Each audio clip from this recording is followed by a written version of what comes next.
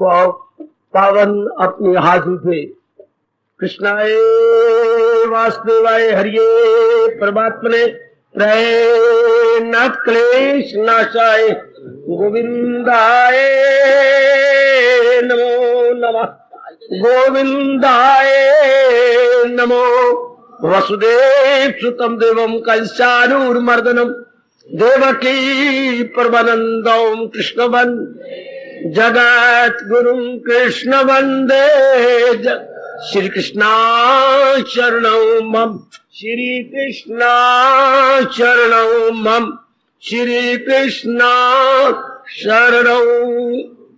वाल्मीकि कल्याणकामी गीता अनुयायी जनता, आइए अपने मन को एकाग्र करें और अपने भगवान जी की अत्यंत मधुर एवं कल्याणकारिणी वाणी से लाभ उठाएं। मैं फिर कहना चाहता हूं, एकाग्र होकर अपने प्रभु जी की, अपने इष्टदेव महाराज जी की वाणी का श्रवण कीजिएगा। 24 घंटे में हमें एक बार केवल मौका मिलता है। आओ, आज मेरे प्रभु मुझे प्रेरणा दे रहे हैं, आज इस प्रसंग पर सुना जाना चाहिए, गीता जी से पूरा पूरा लाभ कैसे उठाएं। और एकाग्र हो जाओ मेरे साथ और इस पौने घंटे का लाभ उठाइएगा। लो मेरे चाह आप बातें मत बनाइए, आप भगवान की बात सुनो जिसके लिए आप आए हैं। गीता जी से पूरा लाभ यानी मैक्सिमम बेनिफिट कैसे उठाएं, बहुत ही निराला विषय है। एकाग्रता पूर्वक श्रवण करने की चेष्टा कीजिएगा। पहले हम एक छोटे से शब्द में जिसने दुनिया भर को हिला रखा है, इस पर विचार कर ले। गीता, गीता का शाब्दिक अर्थ न बोलो मेरी बेटी, मेरे साथ शामिल रहो। गीता, हम इसके साथ लगाते हैं संज्ञा यानी नाउन। गीता, भगवत गीता। भगवत कैसी गीता? जो भगवान जी ने गाई। सुनो मेरे सज्जनों, मेरी देवियों, Gita, that song which has been sung by Lord Krishna, the song which has been sung by Lord Krishna, वो गीत जो भगवान जी ने अपने श्रीमुख से गाया, is equal to Gita, Bhagavad Gita. फिर सुन लीजिएगा, वो दैवी सॉन्ग जो भगवान जी ने गाया, उसे हम कहेंगे मेरी देवियों, मेरे सज्जनों, भगवत गीता, डिवाइन सॉन्ग। इसलिए डिवाइन शब्द भगवत लगा करके क्लियर किया महर्षि वेदव्यास महाराज जी ने। भगवत गीता कई बार बोलते हैं लेकिन आप समझते नहीं। भगवान जी ने गाया, भगवान जी ने गाया। जरा ध्यान से सुनना मेरे देवियों, आने का लाभ उठा लीजिएगा। भगवत, भगवान द्वारा गाया गया गीत is equal to Bhagavad Gita. समझो मेरी माताओं, मेरी बेटियों, मेरे बुजुर्गों, मेरे भाइयों। अच्छा, ये हमने मान लिया, भगवत गीता, भगवान द्वारा गाया गया गीत। अब फिर प्रश्नबोधक चिन्ह यानी साइन ऑफ इंटेरोगेशन खड़ा हो जाता है। भगवान एक मुकम्मल जात है, परफेक्ट एग्जिस्टेंस है, तो भगवान द्वारा गाया गया गीत, गीत तो तब गाया जाता है जब कोई इच्छा हो। भगवान में क्या इच्छा हो सकती है जो अपने आप में परफेक्ट है? इम्परफेक्ट के अंदर इच्छा उठती है, मेरे आप में, मेरी माताओं में, मेरी बेटियों में, इनमें तो इच्छा उठने की संभावना हो सकती है। भगवान जो कोई एक परफेक्ट एग्जिस्टेंस है, उसमें ये क्या उठा? गाने की ख्वाहिश तो तब, सुनने की ख्वाहिश, गाने की ख्वाहिश, ये तो अधूरे आदमियों में उठती है, अधूरे जीवों में उठती है। भगवान जो कि पक्के हैं, अपने आप में परफेक्ट है, उनको क्या जरूरत थी गीत गाने की? ओए शाबाश, शाबाश मेरे बच्चे, शाबाश मेरी देवी, शाबाश मेरी बेटी, शाबाश। ऐसे ऐसे प्रश्न करके फिलोसोफर बन जाओ। ऐसे ऐसे प्रश्न बन के भगवान की कसम खा के कह रहा हूं, आप मेरे मालिक के नजदीक पहुंच जाएंगे, बुद्धि खुल जाएगी। ऐसे प्रश्न आजकल के जमाने में बहुत कम किए जाते हैं। ऐसे प्रश्नों से ही हम अपनी बुद्धि को खोल लेते हैं। भगवान, मैंने अभी कहा भगवान ने गाया गीत, तो गीत तो गाए जाते हैं अधूरे व्यक्तियों ने। भगवान तो परफेक्ट एग्जिस्टेंस है, तो उनको गीत गाने की क्या जरूरत महसूस हुई? अधूरे आदमी गीत गाते हैं मेरी बेटी, मेरी देवियों, मेरे सज्जनों। तो भगवान तो के लिए अधूरा शब्द लगाना, ये तो बिल्कुल अनुचित है। तो फिर तो कोई काम किया जाता है किसी काम को सामने रख करके, कोई काम किया जाता है किसी काम को सामने रख के। आप सारा दिन काम करती रहती हैं, छोटी सी चीज की जरूरत होती है तब आप अपने कमरे में जाएंगे। छोटी चीज की जरूरत होती है, एक सुई चाहिए आपको, या एक दो कागज को गांठने के लिए छोटा सा क्लिप चाहिए आपको। सारा दिन हम घूमते रहते हैं किसी न किसी चीज को प्राप्त करने के लिए, किसी न किसी चीज को अपना लेने के लिए तो नहीं, प्राप्त करने के लिए। और प्राप्त वो करने जाता है जो खुद अधूरा हो। भगवान को क्या प्राप्त करना था? ऐसे प्रश्न किया करो मेरी बेटियों, मेरे सज्जनों। भगवान को क्या जरूरत महसूस हुई कि उन्होंने गीत गाया, और वो भी भगवत गीत। भगवान के मुख से गाए हुए गीत को ही भगवत गीत बोलती हैं, भगवान के श्रीमुख से गाए हुए गीत को। और मैंने अभी अभी आपसे कहा, जरूरत वो महसूस करता है जो अधूरा हो, और महाराज जी की जात तो परफेक्ट है। आहा, निराला प्रश्न निराला रूप ले गया, प्रश्न निराला रूप ले गया मेरी देवियों।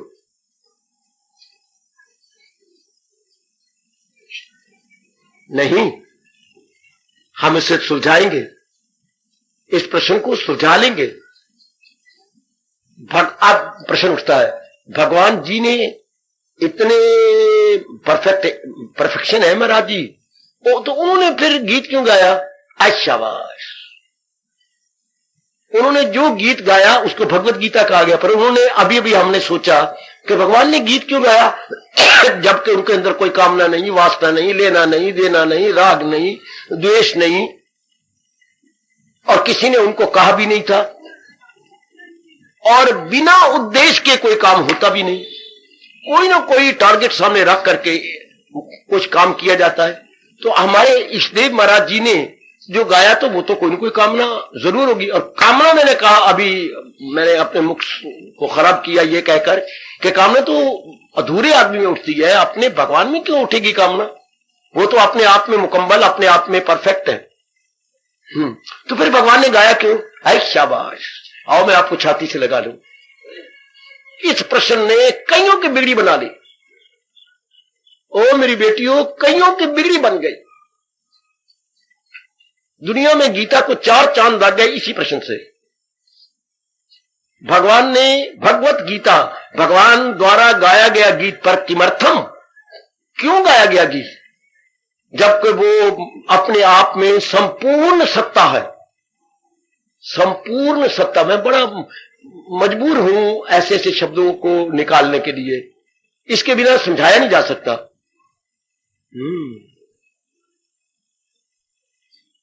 आगे बढ़ चलो मेरे साथ। भगवान द्वारा क्यों गाया गया गीत? तो किसी उद्देश्य को लेकर, किसी टारगेट को लेकर के भगवान ने गाया ना। शाबाश। तो किस टारगेट को लेकर, किस उद्देश्य को लेकर भगवान ने गीत गाया? मैं फिर आपको प्यार करूं। सैकड़ों नहीं हजारों की बिगड़ी बन गई इस प्रश्न के उत्तर से। बड़ा मैंने लाभ उठाया इस प्रश्न, ये महापुरुषों द्वारा किया गया प्रश्न, और उत्तर दिया गया अनुभवियों द्वारा। बिल्कुल ठीक। जैसे वो दिन याद करो, अपने स्कूल के सवाल निकालने लगे, सारी क्लास ने सवाल नहीं निकाल सके। जब सारी क्लास ने सवाल नहीं निकाल तो क्लास खड़ी हो गई।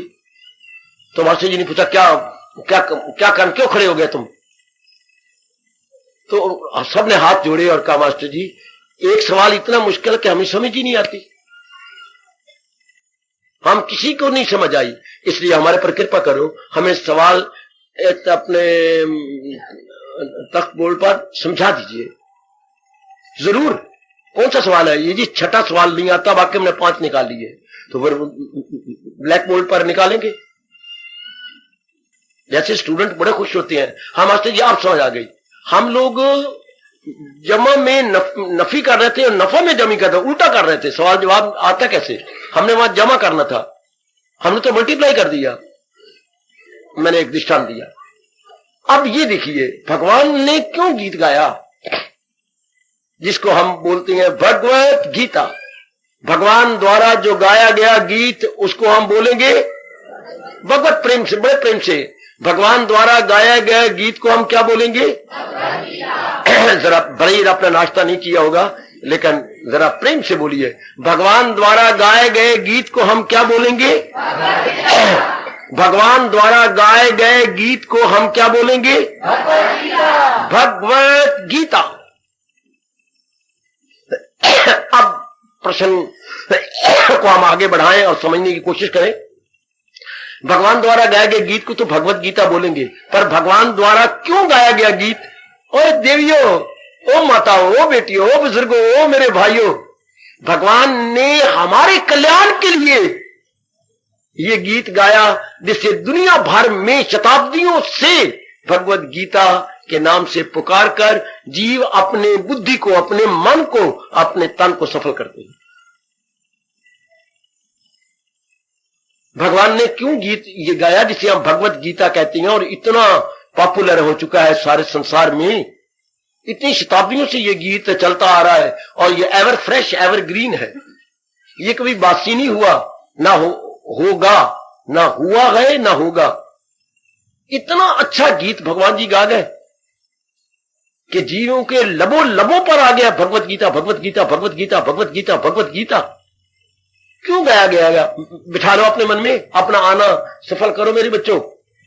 अपना आना सफल करे किस तरीके से? भगवान ने क्यों गीत गाया? हमारे कल्याण के लिए, हमारी बुद्धि के कल्याण के लिए, हमारे मन के कल्याण के लिए, हमारे तन के कल्याण के लिए। मतलब हमारी बुद्धि अच्छा निर्णय करे, क्योंकि सारा जीवन निर्णय के आधार पर बीतता है। जिसको ना पता हो मेरी बेटी को, मेरे बुजुर्गों को, मेरे भाइयों को, समझ ले मेरे जैसों से, किसी निर्णय द्वारा ही कुछ काम किया जाता है। चाहे छोटा सा काम हो, एक छोटे से आपको कील चाहिए, एक कील चाहिए, तो भी निर्णय करोगे कील ले लूं या मैं कोई पेन से काम ले लूं। निर्णय के बिना, ओ मेरी देवियों, महापुरुष कितने अच्छे समझा गया हमें, निर्णय के बिना कोई कार्य नहीं हो सकता, चाहे वो देखने में बड़ा कार्य हो या छोटा कार्य हो। निर्णय करना पड़ेगा पहले। क्यों बाबा? निर्णय के बाद बाकी अंग काम करते हैं। निर्णय के आधार पर शरीर चलता है। वो सुनो मेरे बच्चों, जब तक आप निर्णय नहीं करेंगे, घंटे, 2 घंटे, 4 घंटे बैठे रहेंगे। निर्णय के बाद अंग हमें रब ने कौन से दिए हैं? मोटे तौर पर बुद्धि दी है, मन दिया है, तन दिया है। समझो मेरे बच्चे, आज मैं गहराई में ले जाना चाहता हूं आपको। निर्णय के बाद निर्णय ले लिया, बुद्धि ने निर्णय ले लिया। अब निर्णय वो कैसे लेगा? बस यही तो दुनिया में अंतर आ गया। निर्णय एक जैसे लेना चाहिए। यही मेरे जैसा अब तक भी छातियां, कूटता हुआ छाती को लाल कर लेता है कि मेरे प्रभु सृष्टि बनानी थी, बनाते रहते निर्णय अनेक प्रकार के क्यों करवा लिए? है तो मेरी बड़ी भूल जनता में ये बकवास करना कि निर्णय करवाना था रब ने, तो एक निर्णय करवाना था।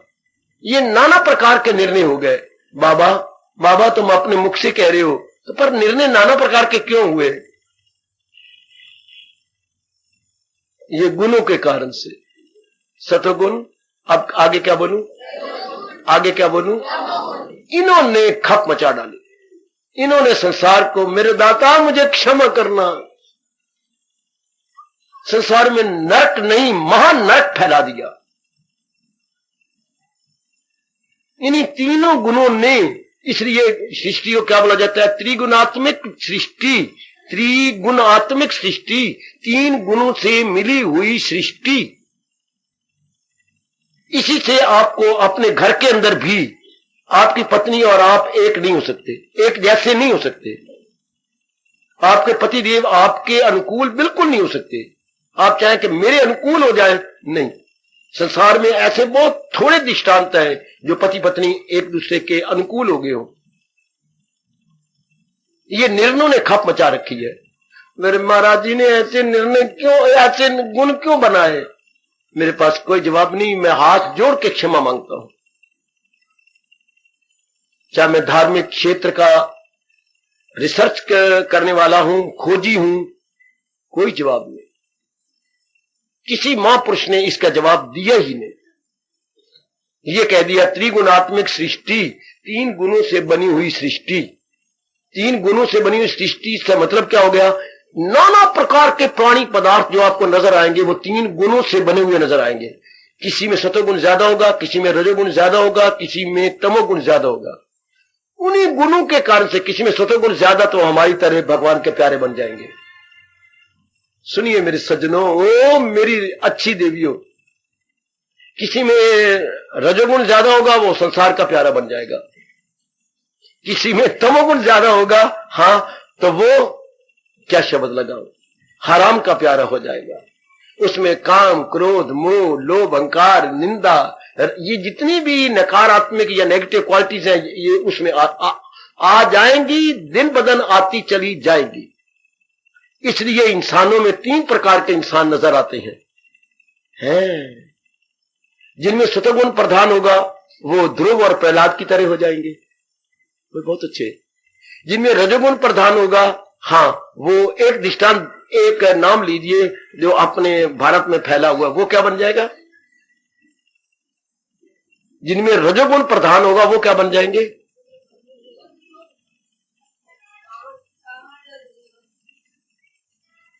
रावण। अगर हम ना बोलना चाहे तो फिर क्या बोलेंगे? दुर्योधन। ज्यादातर शास्त्रों में दुर्योधन कह करके अपनी वाणी को गंदा किया जाता है। दुर्योधन, दुर्योधन का अर्थ क्या होता है? बुरे कामों में लगने वाला। दूर होता है बुरा, जैसे कुत्ते को होते दूर दूर दूर दूर दूर दूर दूर दूर दूर दूर, वो कुत्ते की तरह था। अब जिनमें तमोगुण ज्यादा होगा वो क्या होंगे? कुंभकर्ण। इसमें कई नाम लिए जा सकते हैं, कुंभकर्ण ही कह लो, आपको इसी में संतुष्टि होती है। तो आपके घर में भी 3 प्रकार के जीव होंगे, समाज में भी, गली में भी, मोहल्ले में भी, आपके दफ्तर में भी, जहां भी आप काम करने जाती हैं, 3 प्रकार के नर नारी नजर आएंगे। अच्छा, यदि कोई चाहे, हाय हाय हाय, कि मैं महसूस कर चुका हूं, लेकिन मैं अपने इस गुण को घटाना चाहता हूं, एक ही तरीका जो, न 2 न 3 न 4, भगवान का भजन करो। एक ही उपाय जो, वो मेरे सज्जनों, मेरी देवियों, अगर आप सतोगुण को बढ़ाना चाहती हैं, भगवान का भजन करो। तो कर सच्चे दिल से मेरी।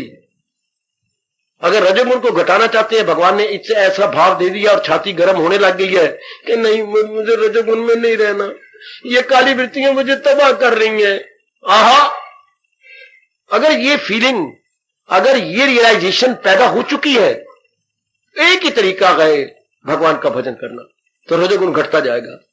क्यों? रजोगुण कम होता जाएगा, उसमें गुण बढ़ते जाएंगे, सतोगुण बढ़ते जाएंगे। अगर तमोगुण घटाना है तो एक ही उपाय है, भगवान का भजन। प्रसंग तो ऐसा नहीं था, पर मैं जरूरी समझता था कि गुणों को घटाने का उपाय एक ही है। आहा, जो इस राह से हट के ले रहा, वो ख्वाहिश का बंदा गुनाहगार है, हयात उसकी दुनिया में बेकार, उसका जिंदा रहना ना रहने के बराबर है। मर जाए तो वो अच्छा है, संसार में वो गंध फैलाएगा दुर्योधन की तरह और बाकी कुकर्मियों की तरह, गंध फैला के संसार को दुख दे देगा। इसलिए कहा जाता है, जे देवियों, ओ देवियों, मेरे सज्जनों, शादी बेशक करो लेकिन सोच समझ के किया करो। जननी जन तो भगत जन कह दाता के सूर, वो नहीं तो जननी ना जने काहे गवाए नूर। हे मैया, अगर तूने मां बनना है ना और अपने उदर में से, अपने पेट में से बच्चा पैदा करना है, कितनी अच्छी बात। दुनिया में किसी भी स्थान पे ये बात नहीं कही गई जो हमारे गोसाई जी कह गए। गोसाई तुलसीदास जिंदाबाद। जननी ओ मां बनना चाहती है ना, जननी जन तो भगत जन, जरूर जन, कोई इनकार नहीं करता। तू कोई औरत जात है, औरत से पैदा जरूर होगा, तो पर भगत ये तो मन तो रख को मैंने भगत पैदा करना है। अगर बाप बनना चाहते हो तो मन में ये भाव रख के कि मैंने सतोगुणी पैदा करना है, मैंने रजोगुणी तमोगुणी पैदा नहीं करना, मैं खुद बर्बाद हो जाऊंगा, समाज बर्बाद हो जाएगा, गली मोहल्ले वाले मन पक्कियां गालियां निकालेंगे। जननी ओ जननी जन तो भगत जन कह दाता कह सूर, नहीं तो जननी ना जने काहे गवाए नूर। क्यों अपना नूर गवाती है, अपना इतनी सुंदरता गवा रही है, क्या जरूरत ऐसे गंदे गंदे बच्चे पैदा करके। वाह भारत देश, वाह, रग रग में जिसके धर्म भरा हुआ है। तो एक ही उपाय हुआ अपने आप को बदलने का, अपने आप में इनकलाब लाने का। इनकलाब आया है बुद्धि में, मन में, तन में। कब आता है? जब जीव तंग आ जाता है, सतोगुण बढ़ता जाता है, रजोगुण घटता जाता है, तमोगुण भी घटता जाता है, और मेरी देवियां यथार्थ रूप में कहलाने योग्य देवी बन जाती हैं और समाज का कल्याण होने लग जाता है। आपके आधार पर ही संसार का कल्याण होना है। मेरी माताओं, मेरी बेटियों, बुजुर्गों, मेरे भाइयों, ये जरूर ध्यान दीजिए। ये नहीं कि आपने शादी कर ली और आपने ठेका ले लिया है क्या कि बच्चे पैदा करने हैं। बच्चे पैदा करने का ठेका नहीं, ये ठेका लो कि मैंने नेक जीव पैदा करने, अच्छी जीव पैदा करने। मैं औरत बन गई हूं तो ये नहीं कि मैंने ठेका ले रखा है कि बच्चे बनाने हैं, मैंने हर साल के बाद, हर 2 साल के बाद नहीं। अगर मैं मां बनना चाहती हूं और मेरे भाव है तो मुझे ऐसे जीव संसार को देने चाहिए, समाज को देने चाहिए जो समाज का कल्याण करे। शाबाश। तो लीजिए भगवत गीता। भगवत गीता जो भगवान का उपदेश दे उसे बोलते हैं भगवत गीता। तो भगवत गीता हमने अभी कुछ विचार कर लिया। भगवान द्वारा क्यों गाया गया गीत? जीवों के कल्याण के लिए, हमारे जैसे नर नारियों के कल्याण के लिए भगवान जी ने ये गीत गाया। क्यों? क्योंकि भगवान ने 3 गुण जो बनाए, तो 3 गुण से 3 प्रकार की कामना पैदा होंगी, सतोगुणी, रजोगुणी और तमोगुणी। तो रजोगुणी जीवों को, तमोगुणी जीवों को तो समाज से गंदगी मिल जाएगी, लेकिन सतोगुणी जीवों को कहां से मिलेगी? वाह! सतोगुणी जीवों को भोजन कहां से मिलेगा? सत्संग कहां से मिलेगा? गीता कहां से मिलेगी? विचार कहां से मिलेंगे? एकांत कहां से मिलेगा? ध्यान कहां से मिलेगा? विवेक वैराग कहां से मिलेगा? अगर भगवान जी मेरे जैसे आपको ना भेजे, आपके लिए मैं अलाट ना होता, तो आपको मानसिक भोजन कहां से मिलता? आपको अगला रास्ता कौन बताता? अब जब से आप आ रहे हैं, कोई 2 महीने के 4 महीने से, कितनी परिवर्तन आ गया। ये कैसे आया? आप में विचार सतगुणी आ गए और सतगुणी आते जा रहे हैं। अब मैं 2 महीने बीमारी के कारण से नहीं आया, आपने कितना महसूस किया कि आपको मानसिक बौद्धिक भोजन नहीं मिला। फिर आपने भगवान से प्रार्थना की, दुआएं की, भगवान को बार बार कहा, भगवान जी आप ही ने कहा हुआ है मेरे पास जिस राह से लोग आए मैं राजी हूं अर्जन मुराद अपनी पाए। हमारी यही मुराद है, हमारा लोक बने, हमारा परलोक बने। हमें जो है गीता वापस दीजिए, गीता का ज्ञान वापस दीजिए, हमें उनको वापस लुटा दीजिए। भगवान ने कहा जरूर। भगवान ने अपना वचन पूरा किया और आपको अपना भोजन दे रही है। आपका क्या भोजन है? मानसिक भोजन, धार्मिक भोजन, आध्यात्मिक भोजन। और तो वो कब मिलता है? जब कोई बताने वाला मिले, समझाने वाला मिले। तो आपको अब वो खुराक मिलने लग गई। आप अपना निर्णय पक्का करने लग गए। इंसान ने, हमारे जैसों ने क्या निर्णय करना है, तू कर सच्चे दिल से, ये निर्णय हमने करना है। मेरी माताओं, मेरी बेटियों, मेरे बुजुर्गों, मेरे भाइयों, हमारा निर्णय ये होना चाहिए। कोई निर्णय के आधार पर विचार उठनी है, वाह। निर्णय के आधार पर कर्म होनी है, वाह। निर्णय के आधार पर हमने सारा दिन लेना देना व्यवहार करना है। निर्णय के आधार पर, अब मैं आखिर में क्या बोलूं, निर्णय के आधार पर हमें क्या मिलना है काका, निर्णय के आधार पर हमें सुख और दुख मिलना है। वाह महर्षि व्यास जी, वाह। अगर हमने शुभ कर्म किए तो हमें क्या मिलेगा, या तो सुख मिलेगा या दुख मिलेगा। दुख मन चाहता नहीं, इसलिए वो दिन ब दिन क्या वो बनता जाएगा, धार्मिक बनता जाएगा, वो नेक बनता जाएगा, बदी से निकलता जाएगा। इसके आधार पर क्या होगा, वो नरक से निकलकर स्वर्ग में तलीन होता जाएगा। यह है आपका हिंदू धर्म, दुख समझाने वाला, डिस्टिंग्विश करने वाला। दुख क्या है, सुख क्या है, नरक क्या है, स्वर्ग क्या है, जन्म क्या है, मरण क्या है। हिंदू धर्म में बहुत विस्तार किया गया मेरे बच्चे। जहां प्रभु जी ने मुझे और आपको उत्पन्न किया है, उन्हीं की गहराइयों में हम उतर रहे हैं। आप भी एकांत में जब भी कुछ समय मिल जाया करें, विचार किया करें। ये तो आपको पौना घंटा मिला, सिर्फ जाके विचार करें। यहाँ की जो बात आपको चुभे उस पर विचार करें कि ये तो मैंने अपना लेना है, कुछ भी क्यों ना हो जाए, मैंने जीवन में इसको उतारना है, मैंने जीवन में इसको ढालना है। फिर दिन ब दिन आपकी बिगड़ी बनती जाएगी। बिगड़ी बन जाने का मतलब नकारात्मक वृत्तियां कम हो जाना, सकारात्मक वृत्तियां बढ़ जाना, यानी पॉजिटिव क्वालिटीज बढ़ती जाना और नेगेटिव क्वालिटीज घटते जाना। ये होता है अपना कल्याण। ये तो मेरी हर मैया, बेटी, बुजुर्ग और भैया में आ जाना चाहिए कि मेरी नेगेटिव क्वालिटी जरूर घट जाए और पॉजिटिव क्वालिटी बढ़ती जाए। तब सत्संग में आने का ठोस लाभ है। यह सत्संग का ठोस लाभ मेरी देवी। आम जैसे सत्संग होती है, परमात्मा की कसम खा के कह रहा हूं, ये सत्संग आम नहीं है। इसमें गीता जी है। गीता जीव में परिवर्तन लाती है, और ऐसा परिवर्तन लाती है कि दूसरे के मुंह में उंगली डलवा देती है कि वाह, ये था क्या और बन क्या गया, ये थी क्या और बन क्या गई। दूसरे व्यक्ति, गली वाले, मोहल्ले वाले, आपको मिलने जुलने वाले मुंह में उंगली डाल देती है। इतना परिवर्तन इसमें, इसके लिबास में इतना परिवर्तन, इसकी रहनी सहनी में इतना परिवर्तन, इसकी बोलचाल कितनी मीठी हो गई। ये मैंने कहा था ना, भगवत गीता क्या, जो भगवान द्वारा गाया गया गीत, किस लिए, हमारे कल्याण के लिए। भगवान जी चाहती हैं जीव अच्छे बन जाए। इसी तरह दुनिया का जो इस दौर से हट के ले रहा, और वो ख्वाहिश का बंदा गुनाहगार है, हयात उसकी दुनिया में बेकार है, बिल्कुल बेकार। उसकी जिंदगी खा लिया, पी लिया, भोग लिया, ये कोई जीवन है।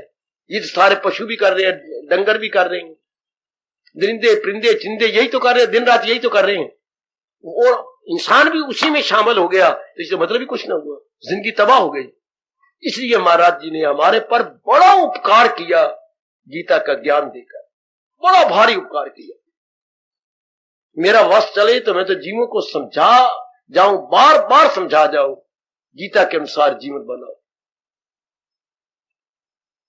रामायण के अनुसार आप कह सकते हैं, रामायण एक जीवनी है। गीता और रामायण में ये अंतर है, गीता चोटी का ज्ञान है, रामायण एक जीवनी है। भगवान जी की जीवन द्वारा जीव को समझाया गया है, जबकि गीता किसी की जीवनी नहीं है। गीता भगवान के श्रीमुख से गाया गया गीत है, ताकि उसकी मानसिक कमजोरियों को दूर करके भगवान के योग्य बना दिया जाए। जरा जोर की ताड़ी मार दो, जोर की ताड़ी मार दो। इतना भारी अंतर है रामायण और गीता में। महाराज जी ने अपना चोटी का ज्ञान दिया है जीव को अपने योग्य बनाने के लिए। वाह वाह।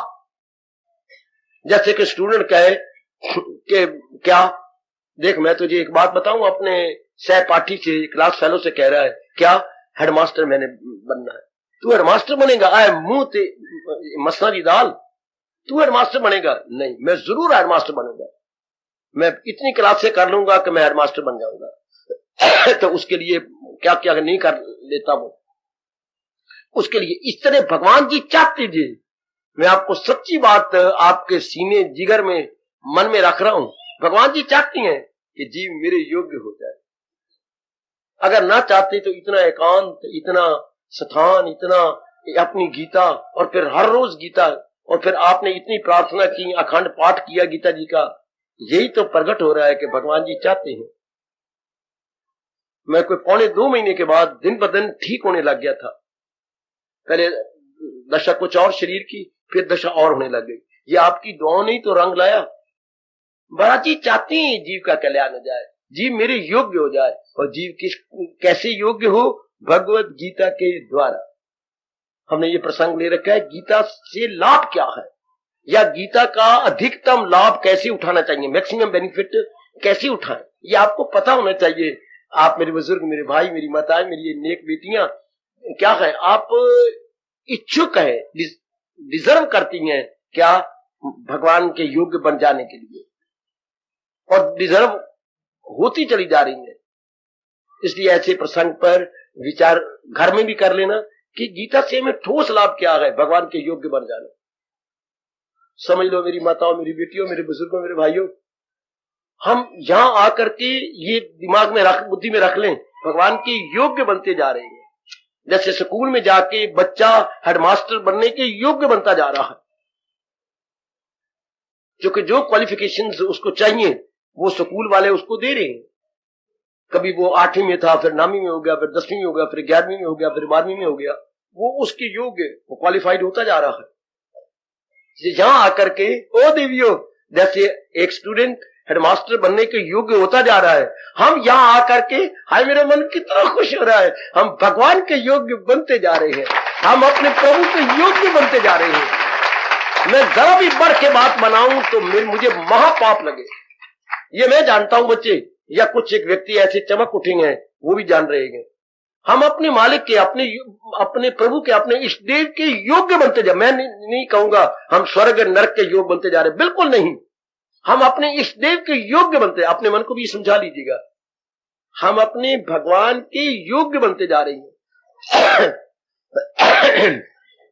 जरा अपने मन को समझा लो मेरे बेटे।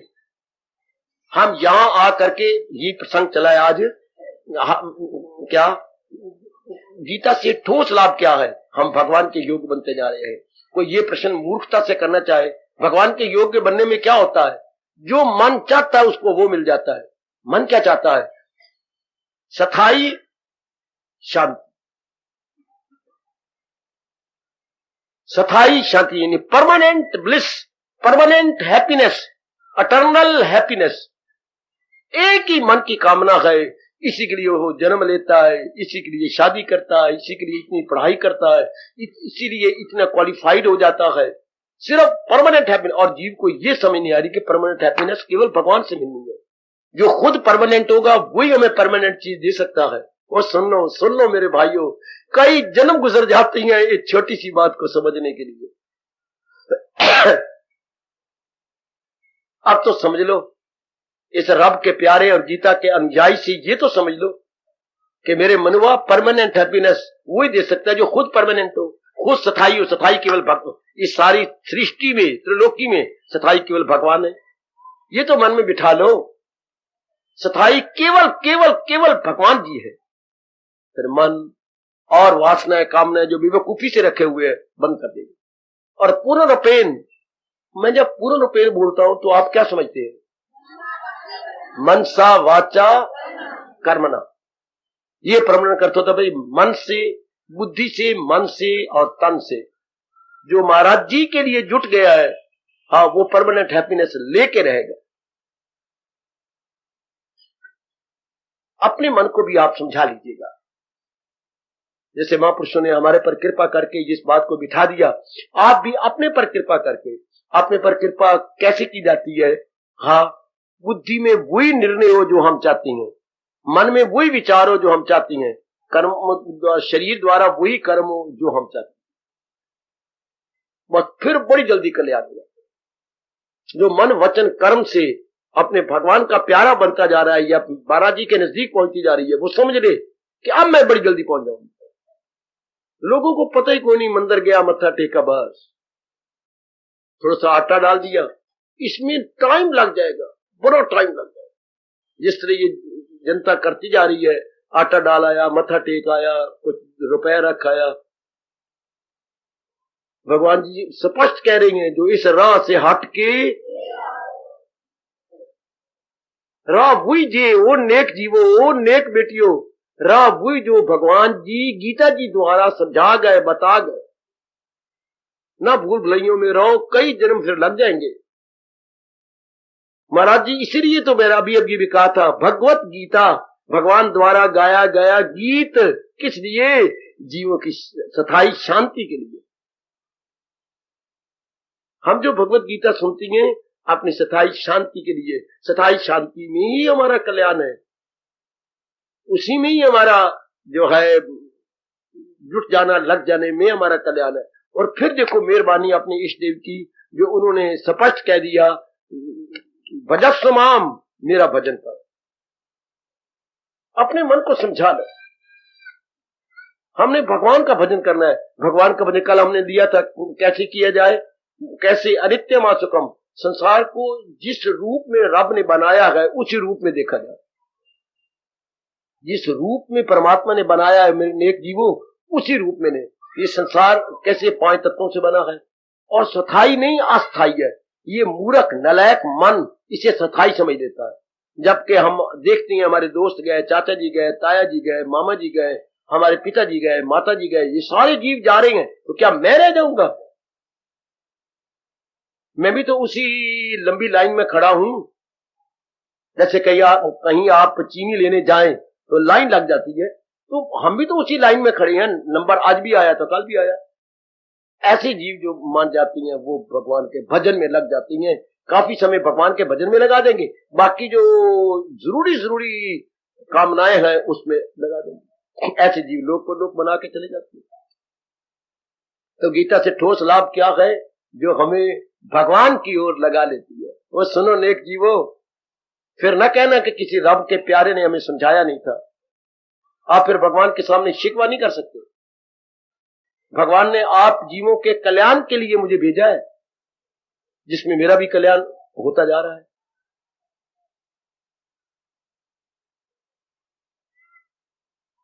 सीधी सी बात कि हमने अपना कल्याण करना है भगवान जी के ज्ञान द्वारा, जो गीता जी में दिया गया है, गीता के माध्यम से, गीता के द्वारा समझाया गया है। बस अब आप फिर क्या होगा, आपका मन डामाडोल नहीं होगा, आपका मन इधर उधर व्यस्त नहीं होगा, बल्कि एक में जम जाएगा, जिसे हम कहेंगे केंद्रीभूत हो जाएगा, और आपके उन्नति होती जाएगी। मेरे परमात्मा मेरे पर, आप पर बड़े खुश हो जाएंगे कि ठीक चल पड़े। इसी तरह दुनिया का ये दौर अगर इस तरह हमने चला लिया परमात्मा की कृपा से, कल्याण हो गया। कल्याण होने का मतलब क्या होता है? क्या क्या क्या क्या? किसी गैर से दिल लगाए ना, बस जिसका किसी में दिल नहीं लगा और एक में लग गया है भगवान में, आज भी कल्याण तो कल भी कल्याण, आज भी उसका कल्याण। समझ लो इन बातों को। धर्म स्थानों में ये बातें नहीं ली जा रही, इधर उधर की कहानियां, किससे ये लिए जा रही हैं, लेकिन जो चीज लेनी चाहिए मेरी दृष्टि में वो नहीं लिए जा रही। इसलिए मैं बार बार प्रार्थना कर रहा हूं, मेरी माताएं, मेरी बेटियां, मेरे बुजुर्ग, मेरे भाई, मेरे जैसों से समझ लो कि क्या है, क्या कैसे लगना है और कैसे कल्याण होता है। समय के जुट जाओ, बस जीव का कल्याण हुआ। जीव बड़ी जल्दी महाराज जी की ओर अपनी बुद्धि, अपने मन को लगा लेगा। तो गीता से ठोस लाभ क्या है? बुद्धि में भगवान का निर्णय बैठ जाना। गीता जी से ठोस लाभ भगवान की वाणी द्वारा ठोस लाभ क्या? भगवान की ओर हो जाना। महाराज जी के शब्दों में हाँ में हाँ मिलाओ।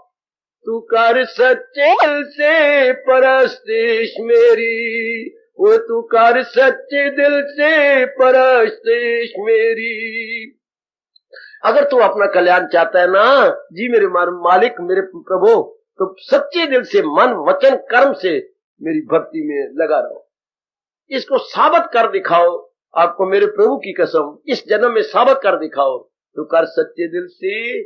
प्रश्न भक्ति सच्चे दिल से होता है, मन वचन कर्म से, तो मेरी भक्ति किया कर।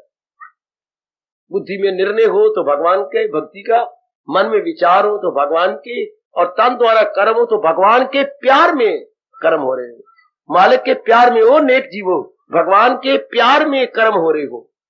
ये होता है सच्चा दिल, मन वचन कर्म से एक होकर जुट जाना, लग जाना।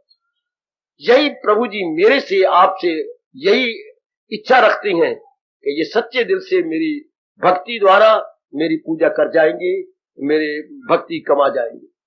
इसे पूरी कर दिखाओ कि इस जन्म में मैंने जरूर भगवान की भक्ति करके भगवान के वचनों को चार चांद लगाने हैं।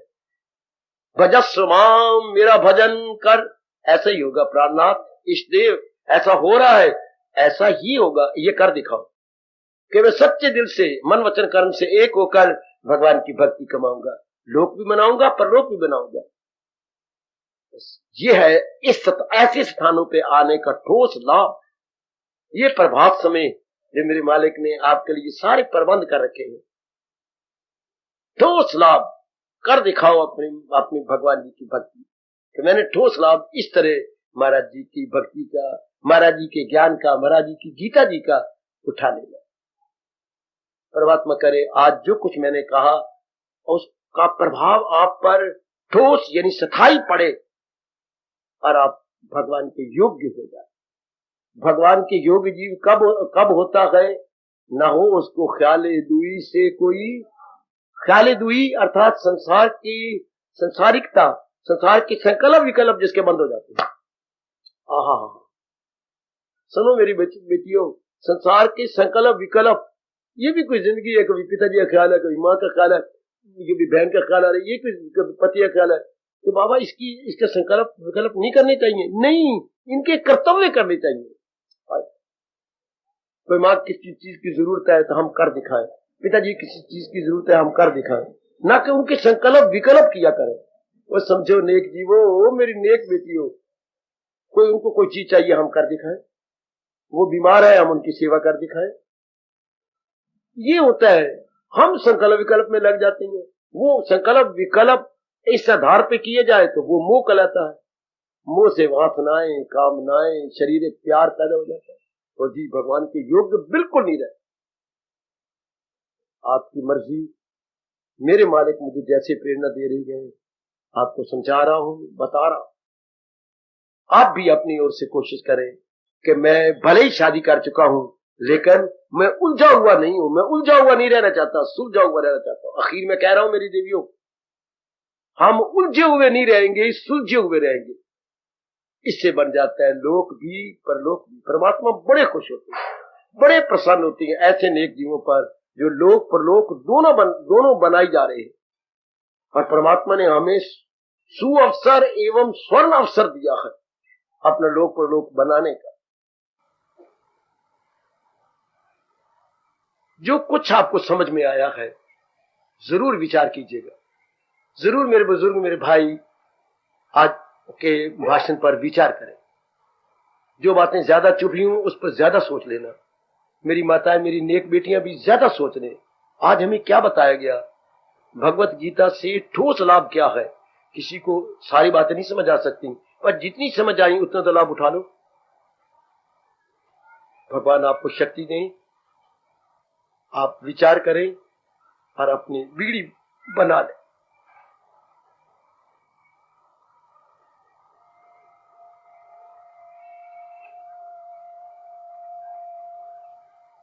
रोम रोम बोले जय गीते, मेरा रोम रोम बोले जय गीते।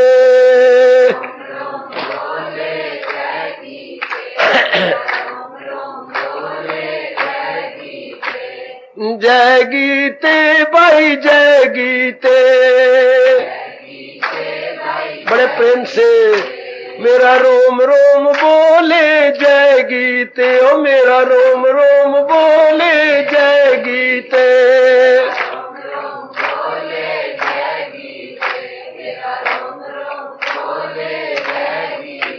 मेरा रोम रोम बोले जय गीते, ओ मेरा रोम रोम बोले जय गीते। जय हो।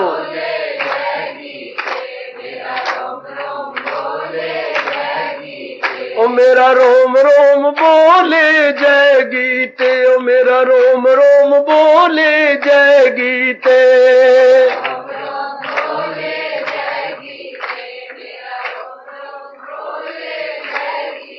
ओ मेरा रोम रोम बोले जय गीते, ओ मेरा रोम रोम बोले जय गीते।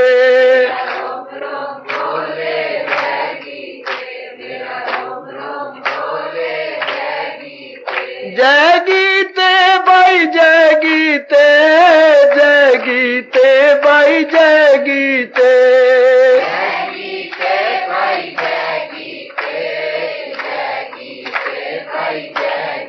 जय गीते भाई जय गीते, जय गीते भाई जय गीते।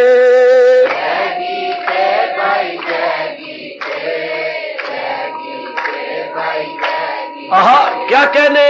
ओ मेरा रोम रोम बोले जय गीते, ओ मेरा रोम रोम बोले जय गीते। ओ मेरा बड़े प्रेम से।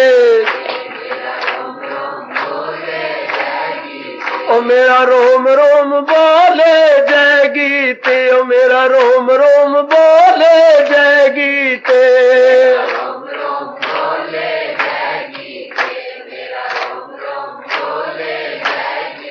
ओ मेरा रोम रोम बोले जय गीते, ओ मेरा रोम रोम बोले जय गीते।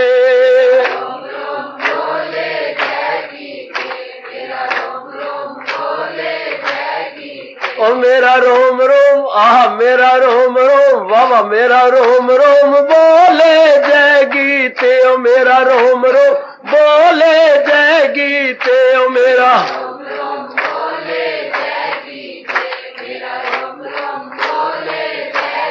जय गीते भाई जय गीते, जय गीते भाई जय गीते।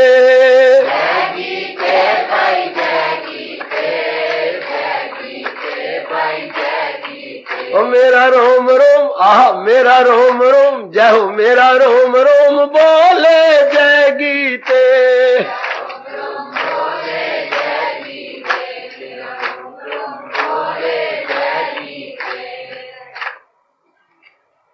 सर्वे भवन्तु सुखिनः, सर्वे सन्तु निरामया, सर्वे भद्राणि पश्यन्तु, मा कश्चित् दुःखभाग् भवेत्। हरि ओम शांति शांति शांति ओम। अब अंदर जाके आरती उतार लो मेरे बच्चे। अब अपनी शहंशाह की आज आरती बड़े प्रेम और श्रद्धा से उतारे।